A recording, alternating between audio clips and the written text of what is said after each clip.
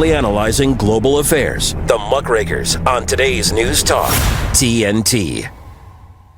Well, hello, and a very warm welcome back to the Muckrakers with me, Andrew Eborn, where we always pledge to continue tackling the most pressing and controversial news issues of our time. Our mission is not just to shine a light, but to ensure that we have our unwavering quest to uncover the truth. It's vital that we don't just ask the questions, but question those answers. And today we're going to be doing a deep dive into false flags. What do they mean? And the reality about how they're being used as an excuse for war. To help me do that, I'm delighted to be joined by the two regulars now on the Muckrakers, the wonderful Martin J. and Dr. George Samueli. Welcome back, gentlemen. Good to be with you, Andrew. I will tell everybody, because it's always good to plug the other brilliant work that they do. Martin is an award-winning journalist and editor of Maghreby.org, whose in circulation has increased massively since he's been doing the Muckrakers. He also has Levantis.me, which is glorious. His career spans over 30 years, but his highlight of his career has been with Andrew Eborn on the Muckrakers, and well done for that.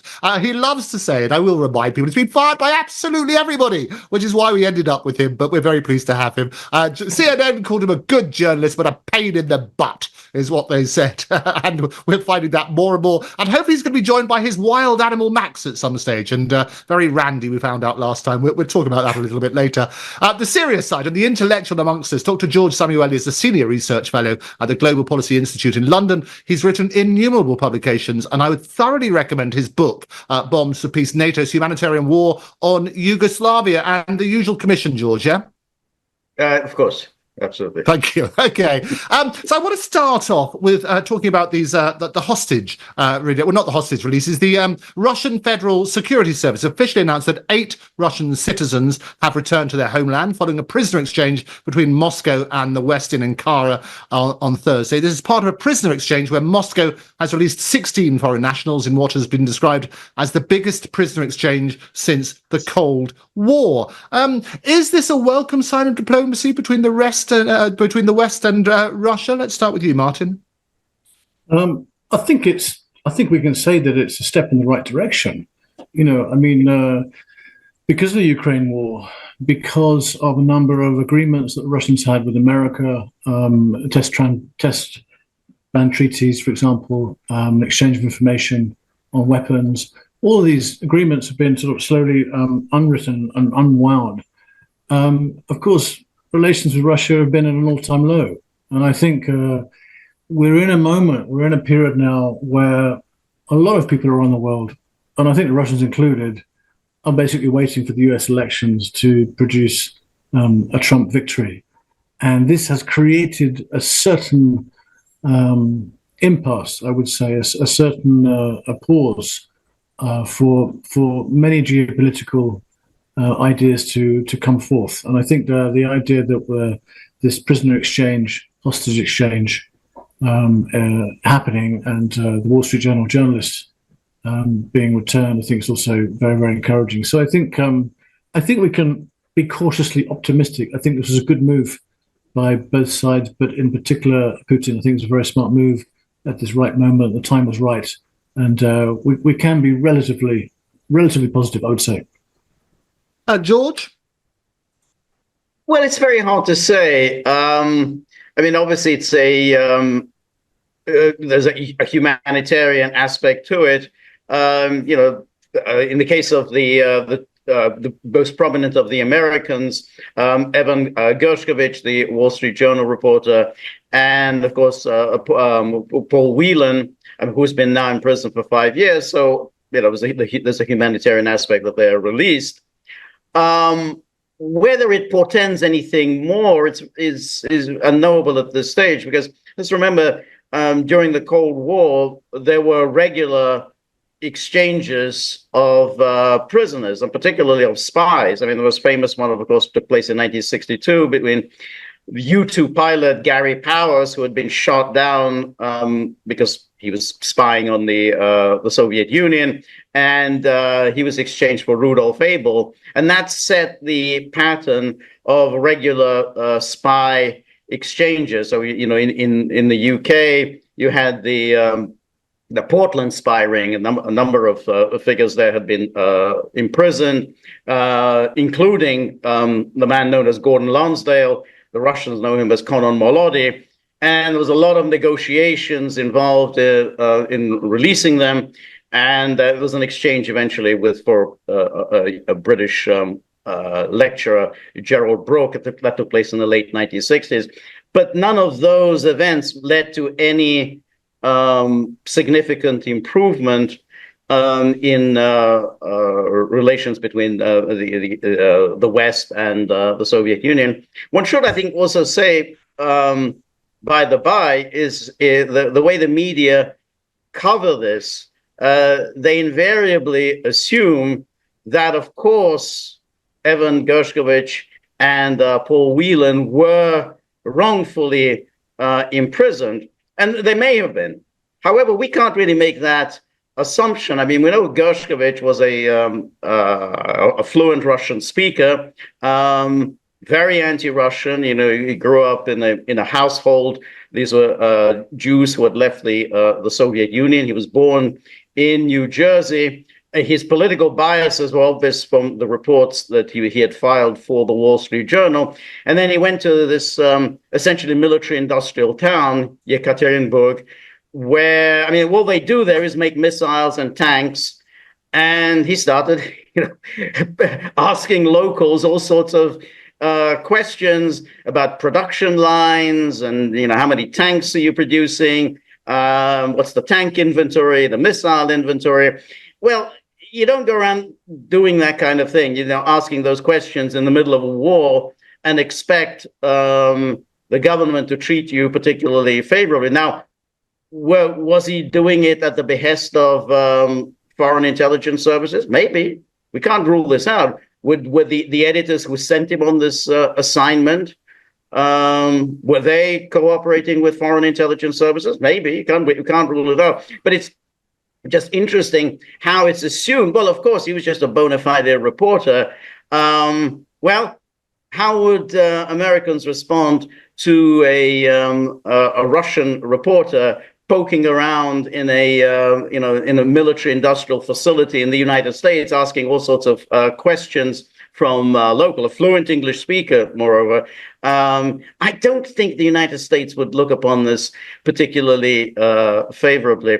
But to go back to your original question, we don't know. We can ask you, it's possible that Biden, on the way out the door, wants to settle all kinds of outstanding issues, including the Ukraine war. I wouldn't bet on it. I think that's unlikely, but it's not impossible that he's got 6 months to go and he just wants to settle everything. He's not going to suffer too many adverse consequences as the man who betrayed Ukraine, the man who lost Ukraine, in the way that Harris would if she were president, and in the way Trump would if he were president.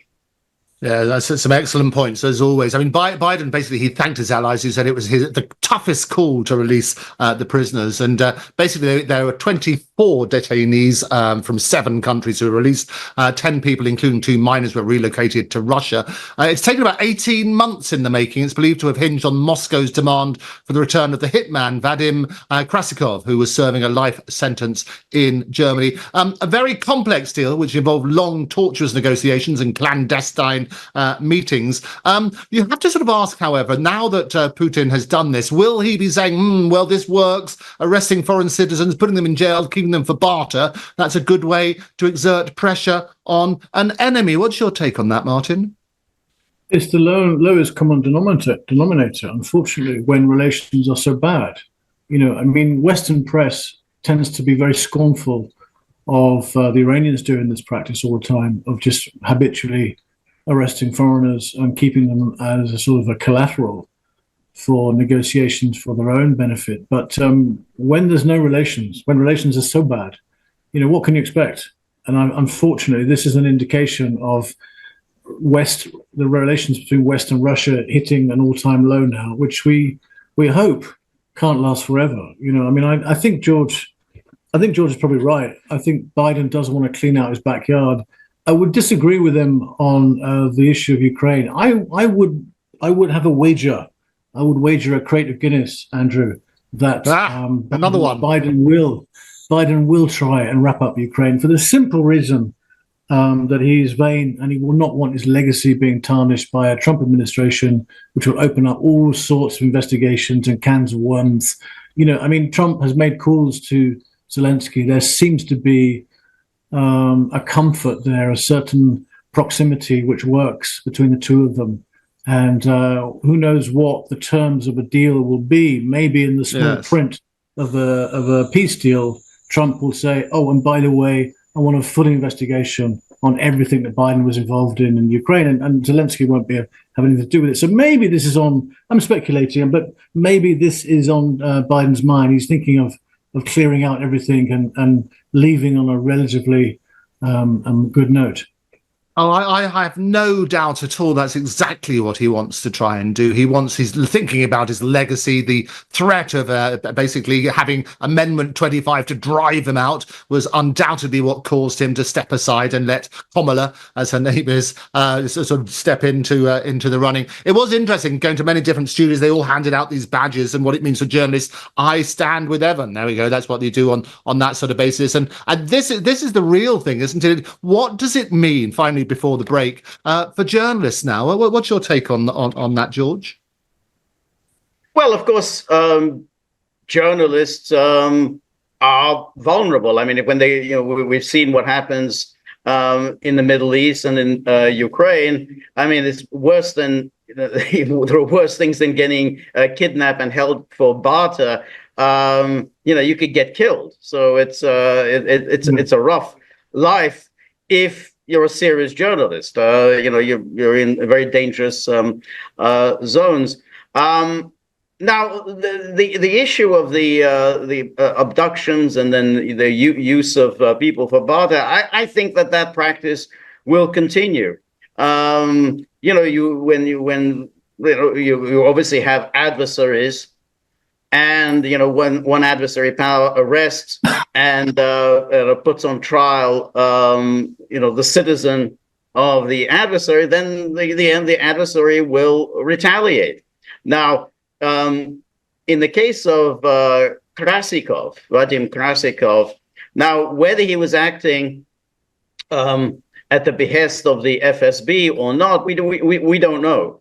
He may have just been a freelance assassin, so agitated by this fact, by this Chechen terrorist living a good life in Germany, and that he had killed so many Russians, that he took it upon himself to assassinate this Chechen.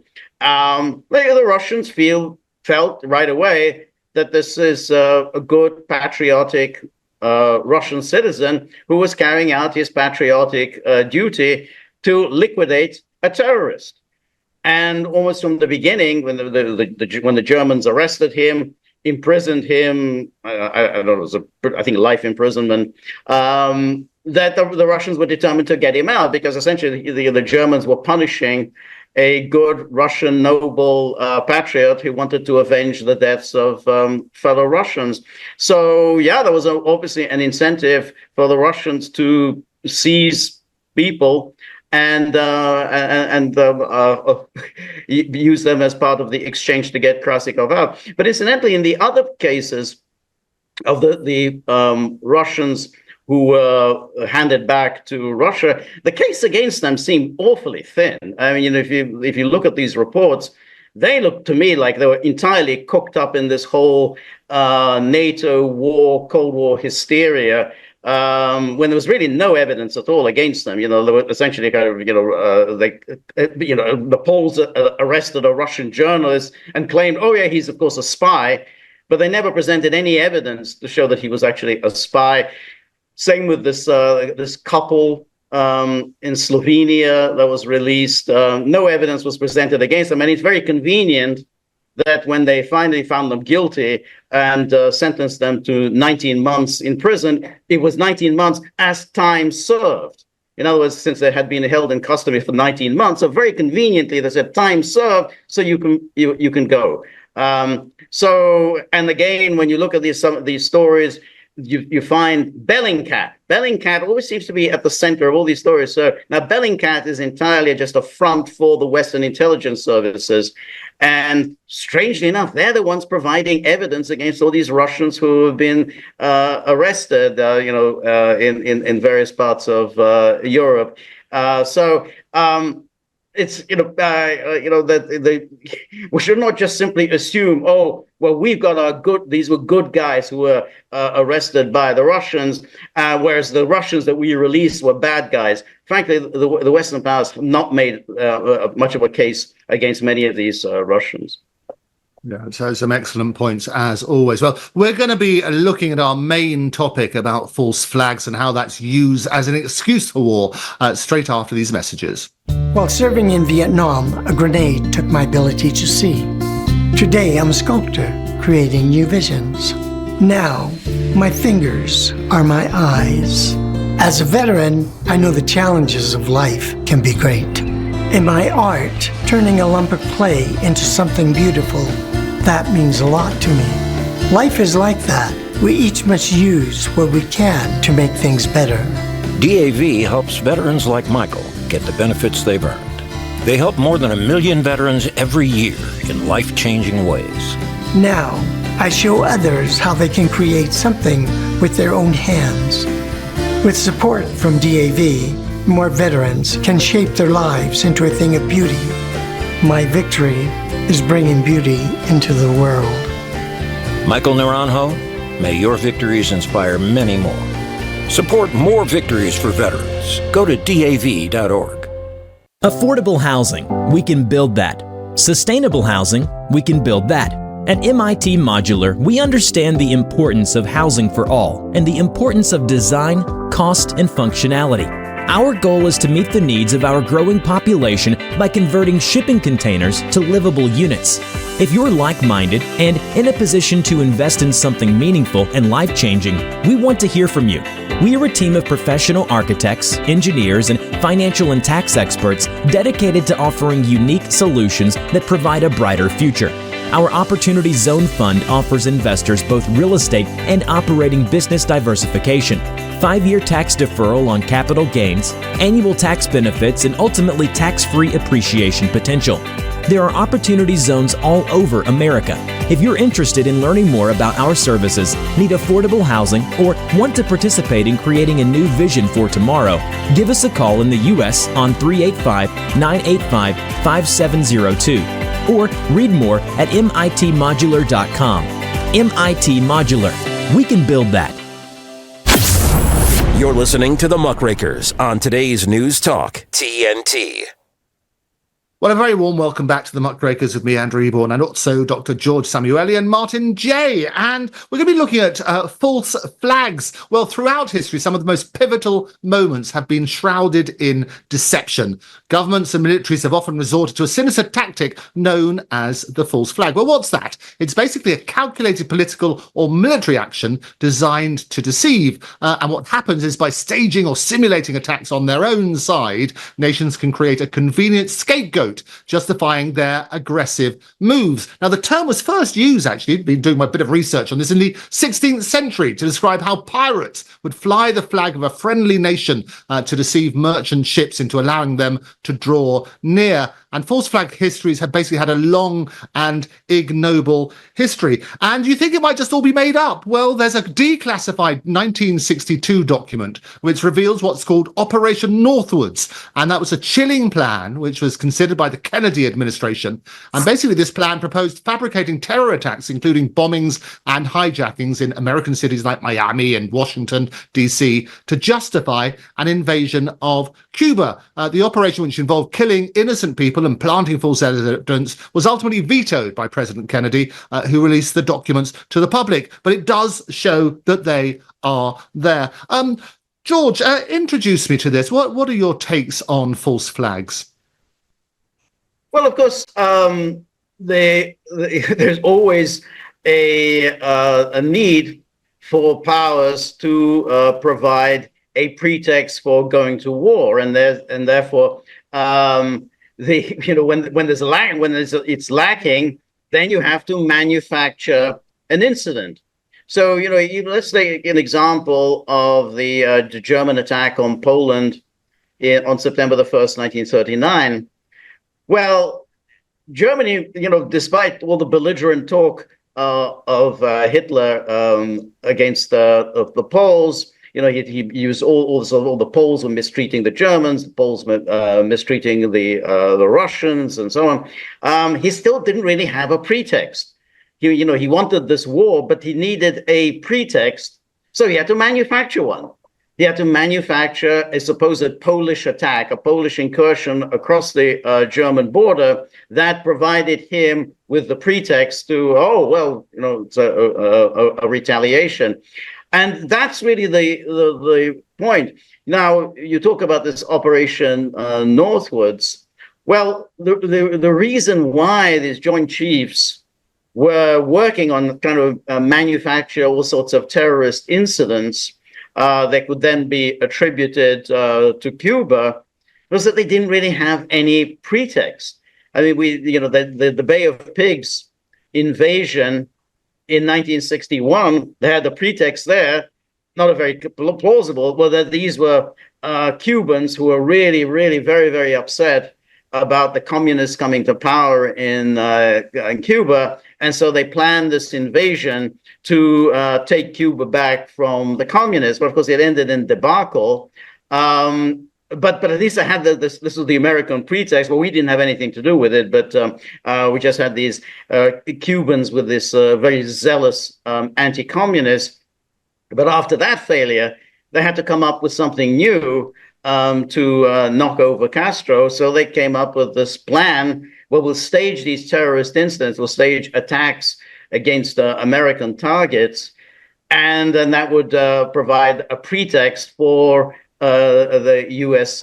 invasion. Let's keep in mind the deal that was struck following the Cuban Missile Crisis involved the Americans pledging not to attempt to invade Cuba again. So the issue that somehow Kennedy vetoed this or anything, well, that was the deal. I mean, with Khrushchev, removing the missiles from Cuba, America removes the missiles from Turkey and Italy, and a part of the deal was no more attempts at invasion of Cuba. So there wasn't really some noble thing that Kennedy, this is shocking, we can't really do this. No, this was part of the deal with Khrushchev. Martin? Yeah, it's very much about public opinion. And George is right to use the word pretext. And not always we have a pretext to go to war. The Americans have proved that they have a long history of false flags, as that report that you alluded to showed. And we're quite happy to deflect blame to whoever was conveniently there. If we remember in 1964, for example, the Gulf of Tonkin, whereby the Americans claimed that they'd been under attack by North Vietnamese Navy, torpedo attack. It turned out to be completely fake, totally fabricated, because LBJ at the time wanted a context, and he didn't have the support of the people. He couldn't explain it to the people why he wanted to get into North Vietnam, why he wanted to. The argument at the time was that we can't allow rogue states in the region to become an example for communism, because it will spread, and so we need to nip it in the bud. And that was the ideology at the time. But it was a lie.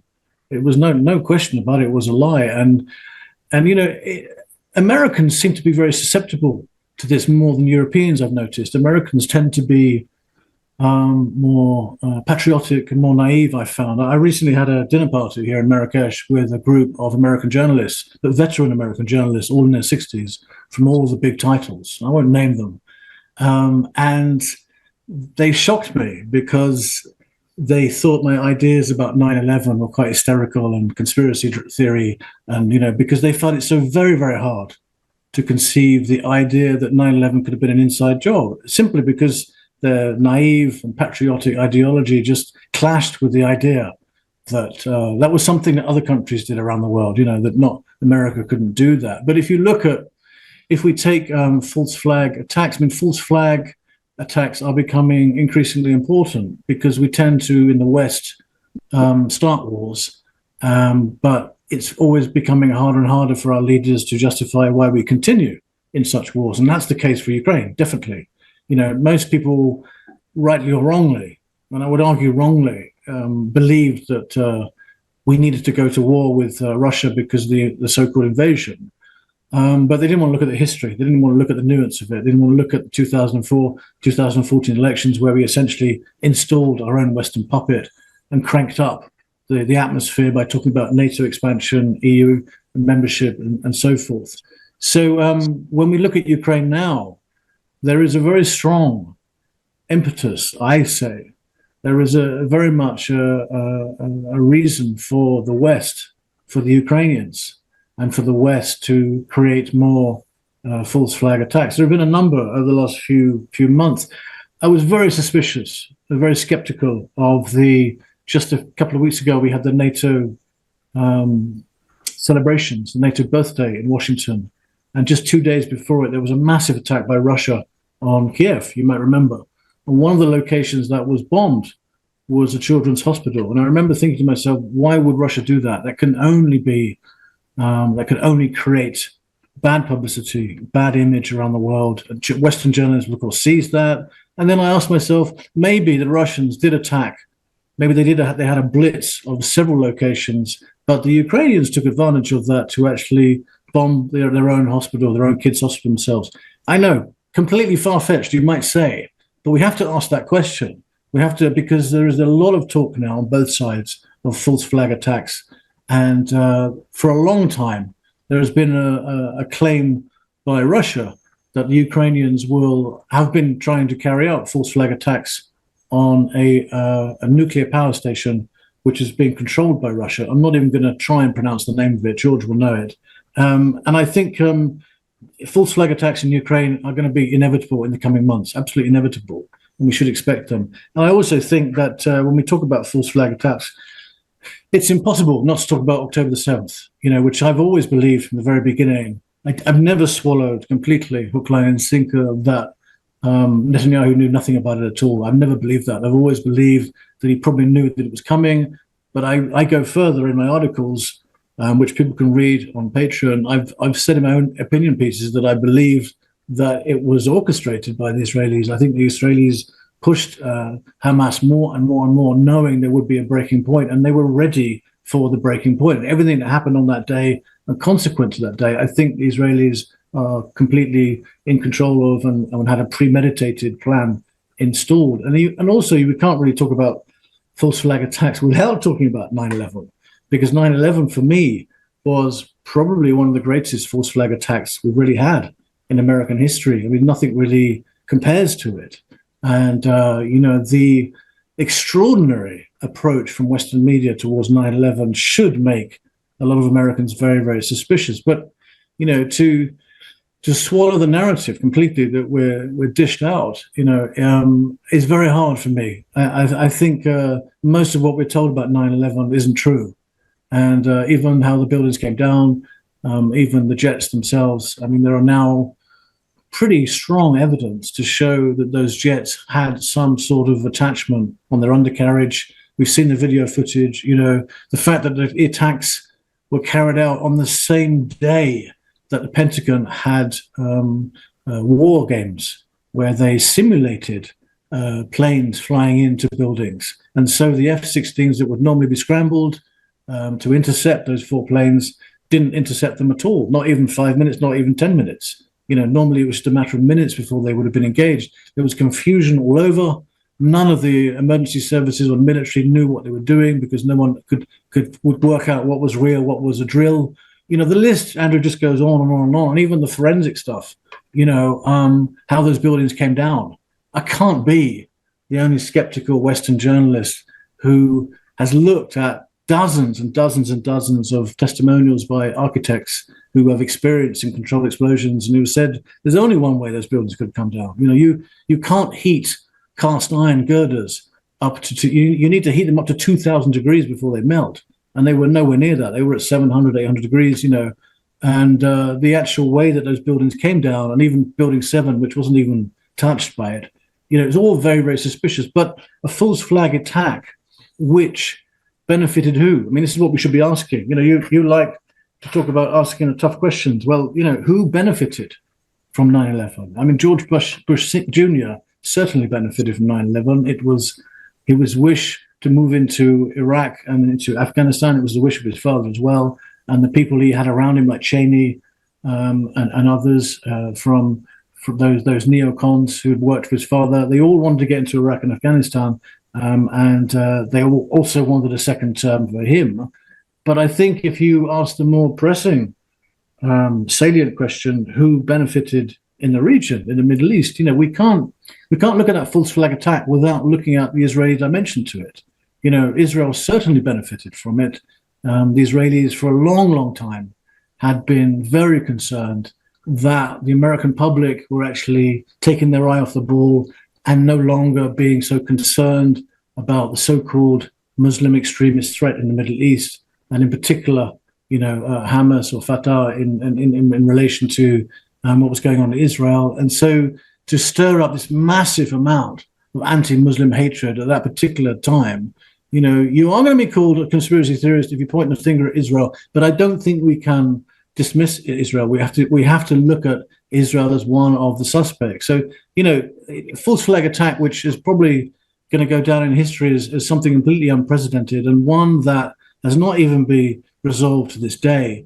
And, I think perhaps people have talked about Lockerbie in this regard. I don't think Lockerbie is a false flag attack, but it's something that people may well look at into a similar vein. We may well look at that on other shows.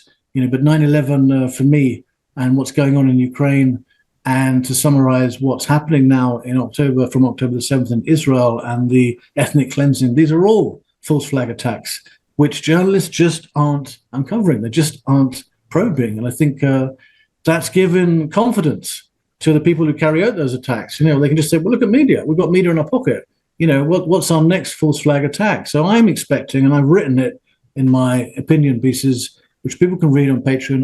I've predicted that in Netanyahu's case in Israel, the options for him are running out. His only option now is a false flag attack. So remember, you heard it here on Muckrakers. And I think, and we often make the point that here on Muckrakers, we absolutely will ask the questions that others won't ask. And the reason we want to put it into historical context is a lot of people say, well, of course people don't bomb their own people or attack their own people, until you turn around and say, well, there's been a number of examples. I mean, I want to just get your take on this, George, about the Reichstag fire, which was an arson attack on the Reichstag building, home of the German parliament, on Monday, the 27th of February, 1933. It's precisely 4 weeks before Adolf Hitler was sworn in as Chancellor of Germany. What do you know about the sort of evidence surrounding whether that was a false flag operation? Well, most historians, I think, now accept that this was this crazy Dutchman, van der Lubbe, who set fire to the Reichstag, that it wasn't a Nazi operation. Now, what then happened is, of course, that Hitler seized on the Reichstag fire to introduce essentially a Nazi dictatorship into Germany.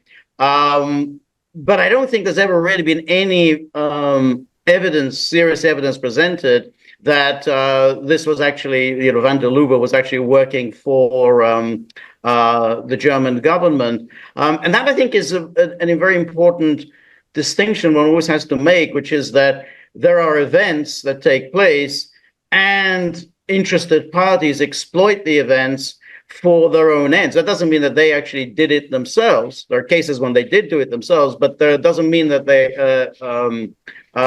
engineered it themselves. So let's say the attack on Pearl Harbor. Now, the attack on Pearl Harbor, you can certainly say the Americans were asleep at the switch. Now, was it absent-mindedness, or was this a deliberate attempt by FDR to get America into the war? And he had every intelligence information available to him of an impending Japanese attack, but he chose not to do anything about it. He chose not to make any preparations. And essentially Japan, basically a very backward country relative to the United States, got absolutely a clean hit on the U.S. Pacific Fleet on December the 7th, 1941. So that's the issue. You always have to kind of separate, the exploitation of an event, which is what the Nazis did over the Reichstag, what FDR did at Pearl Harbor. Now, the same goes for the Tonkin Gulf incident, because although there really nothing happened there, and that it's the story was basically cooked up that there was a North Vietnamese attack on U.S. ships, the United States lied about it and used this as a pretext for launching the bombing of North Vietnam. But that didn't mean that the Americans actually staged an attack on themselves. They just lied about it and said that there was a North Vietnamese attack on the United States. But the interesting cases were, of course, in Yugoslavia during the 1990s, because there were basically three almost identical marketplace bombings in Sarajevo. There was one in 1992, one in 1994, and then one in 1995. Now, what was interesting about each of these incidents is that they happened always on the eve of some critical event. So in the case of 1992, it was on the eve of a UN Security Council debate on Yugoslavia. And then the question was going to be, is the UN going to impose sanctions on Yugoslavia? And there were a number of member states that were not, happy with imposing sanctions. They didn't really think Yugoslavia had done anything wrong. Milosevic had complied with everything that had been required of him. He had withdrawn his forces, or Yugoslavia had withdrawn its forces from Bosnia and Herzegovina. But with that bombing, there was such emotional outrage that the sanctions were imposed. And in 1994, there was on the brink, they were absolutely on the brink of signing a peace deal between Tudjman and Izetbegovic and Karadzic. It was going to be basically a kind of cantonization of Bosnia and Herzegovina. Izetbegovic, the Muslim leader, was very unhappy about this. And lo and behold, the worst of all of the Makale massacres takes place. And again, outrage, Izetbegovic walks out. And then, of course, there was one, I think Martin's talked about before, the one in 1995, which was, again, identical place. Again, immediately blamed on the Serbs. And that was the pretext that the Americans wanted to launch the bombing campaign. But what was interesting about it is that the journalists, the media, the U.S. government, and the NATO governments always blame the Serbs. Immediately say, "Oh yeah, the Serbs did it."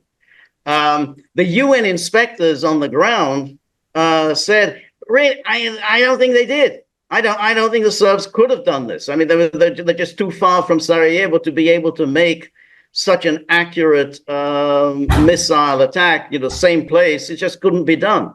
And there was evidence that the bombs had actually been planted there in the marketplace. Yeah. But the question was, again, they immediately attributed this to the Serbs. And then going back to Ukraine, remember the key event in Ukraine, you remember there were the Maidan protests that went on month after month, the winter of 2013 and 2014.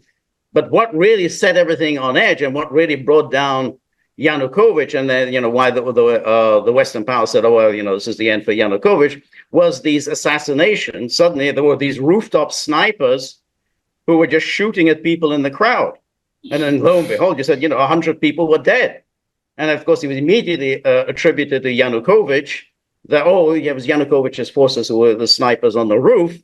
And of course, it became clear, very quickly that it was, of course, the opposition that had actually placed the snipers. That the building from where the shots were coming from was controlled by the opposition.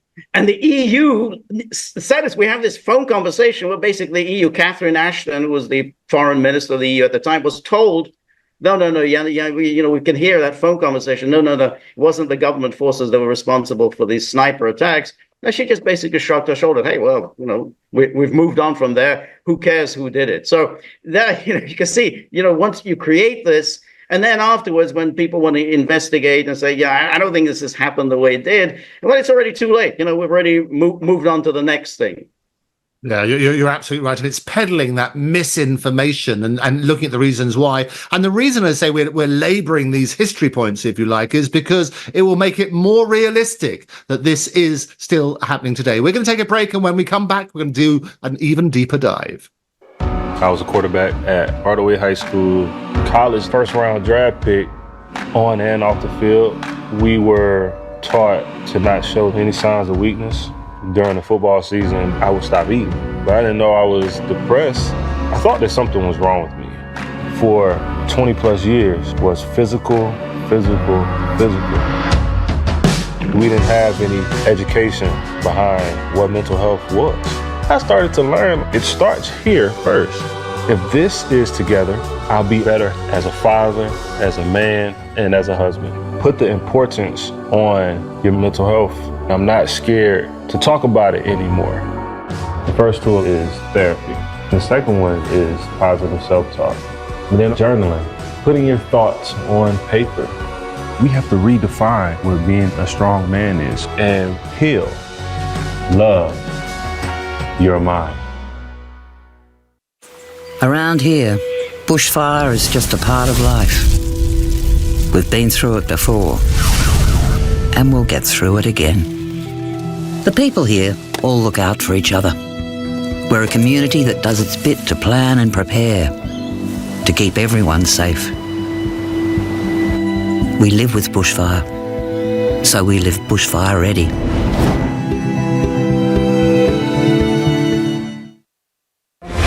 The Muckrakers are restless. This is today's News Talk, TNT. Well, welcome back to the Muckrakers with me, Andrew Eborn, joined yet again by George Samueli and also Martin J. And we're looking at false flags. Martin, I want to come to you.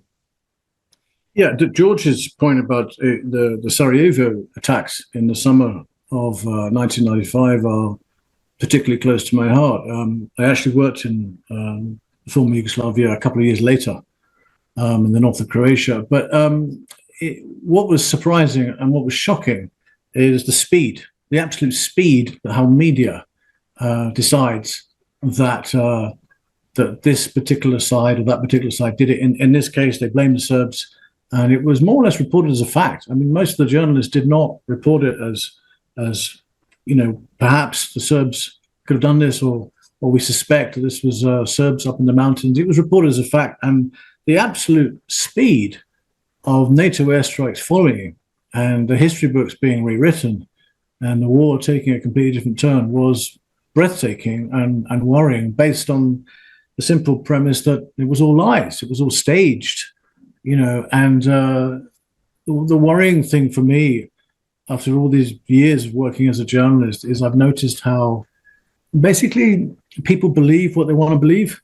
you know, and depending on where they are in the world and what they've been fed so far and what they've gone along with so far. In Britain, for example, people are very, very reluctant indeed to read anything which questions their almost angelic idea of the Ukrainians and Ukrainian government and Zelensky, you know, this sort of messiah type figure, this victim. And you can't really go against the grain and make any other narrative against that, because people don't want it.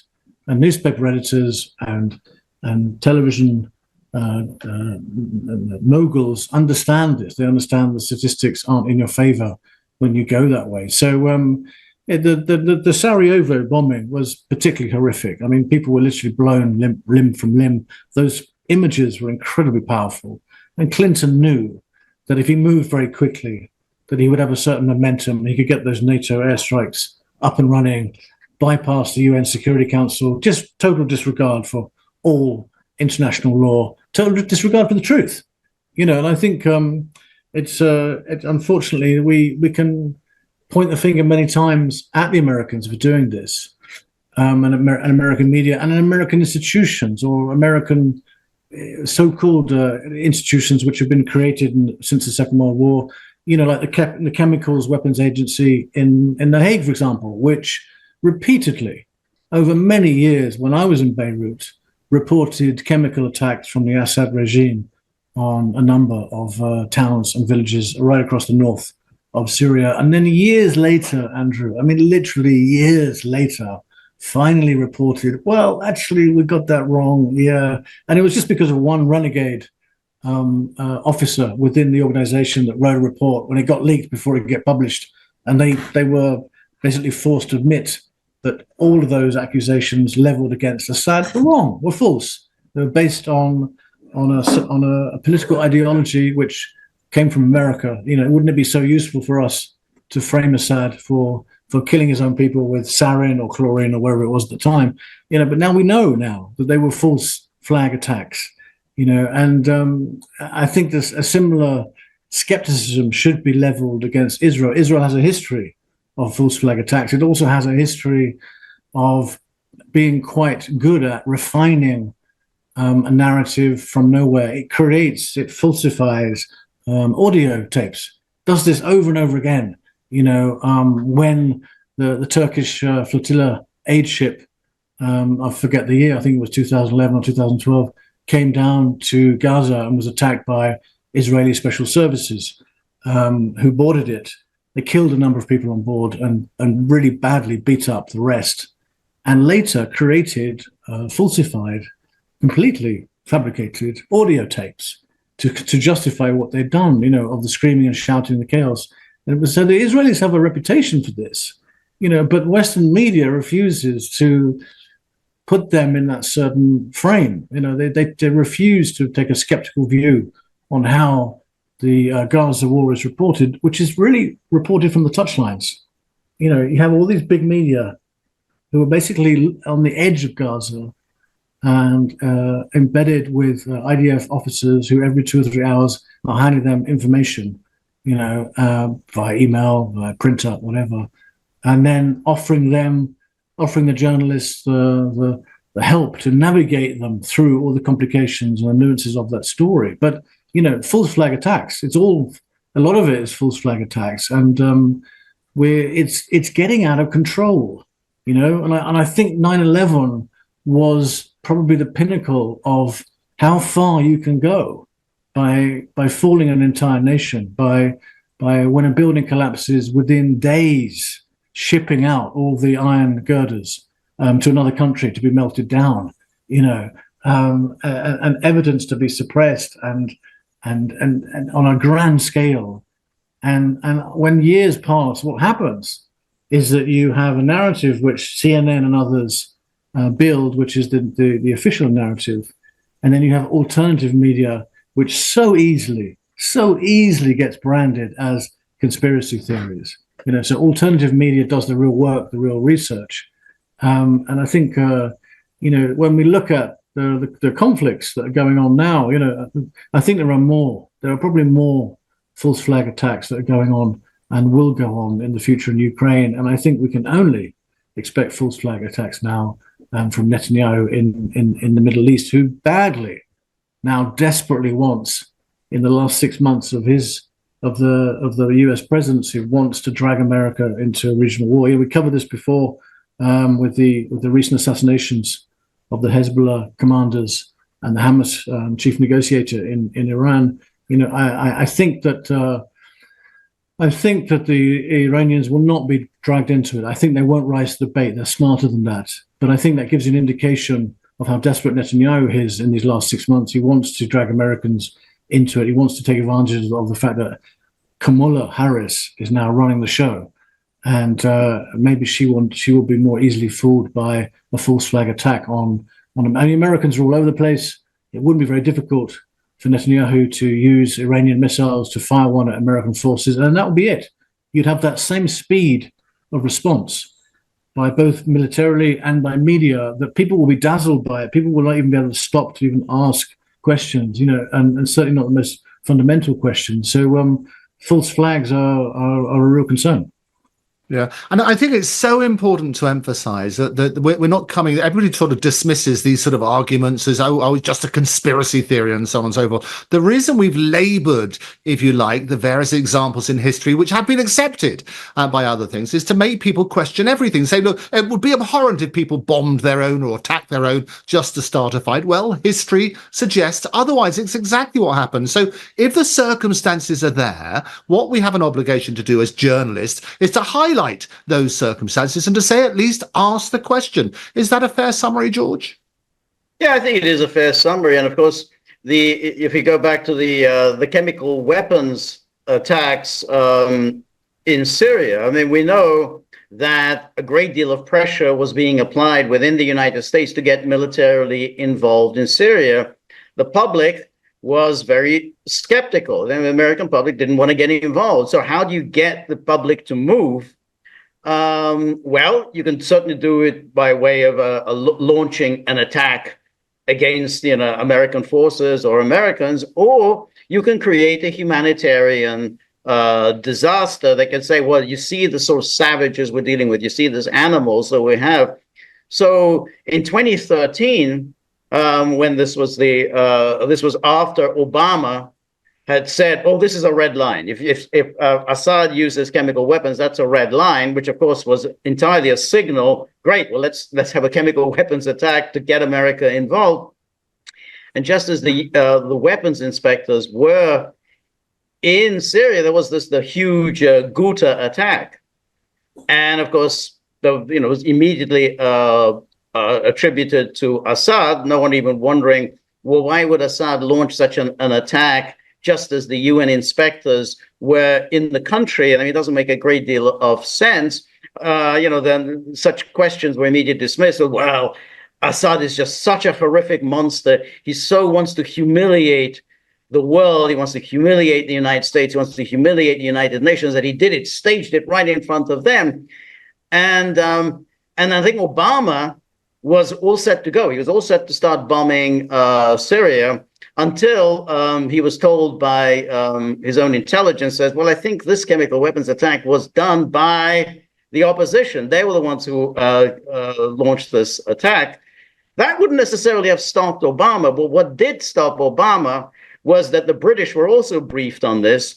And then the British, they found out about this, and then there was a vote in Parliament, and the vote in Parliament went against getting involved in Syria. And that once the British pulled out, and Obama was kind of left, all alone. Then he said, "Okay, well, and the Russians saved him by cobbling together that disarmament deal on Syria." But Israel does have a long history of staging false flag attacks in order to justify its actions. So remember, the invasion of Lebanon in 1982. Followed a kind of a fake assassination of the Israeli ambassador in London. He wasn't actually assassinated, but and then Israel got very indignant. Oh, the PLO was murdering our people, and used that as a pretext to invade Lebanon. And later on, we found out, well, no, it wasn't the PLO; it was Abu Nidal. But Abu Nidal was essentially an Israeli agent. So even if it was Abu Nidal organization that was behind the attempted assassination of the Israeli ambassador, it's still Israel. And of course, the other things in the past was the Lavon affair in the 1950s, where in Egypt there were repeated attacks on American and British targets in Egypt, which were, of course, blamed on the Egyptian government and the communist allies. And, of course, it was fake. I mean, the idea was to cause a rift between NASA and the West. And, eventually it happened with the British invasion of Suez a couple of years later. But you could see that was the Israeli modus operandi. We need to get everybody against NASA, so we'll stage attacks on British and Americans and say, oh, that was NASA. And of course, there was the famous case of the USS Liberty. Now, Israel said, well, we made a mistake. You just made a boo-boo. We attacked the U.S. spy ship. Everybody could see it was a U.S. ship. What was behind it? Well, it was basically Israel wanted the United States to get involved in that war. So, hey, it wasn't us. It was the Egyptians who did it. So there's a long history of these attacks. Always the same view. Get other people involved in your war. Absolutely. And as I say, that's absolutely the mission here on the Muckrakers, is to shine a spotlight on this, to say, look, it's not pie in the sky. These things have happened. History has been polluted with these examples of false flags, so that next time you see something, do question everything. Martin J, Dr. George Samueli, always a pleasure. I'll see you again on Monday. For the rest of you, have a great weekend. We'll see you next time.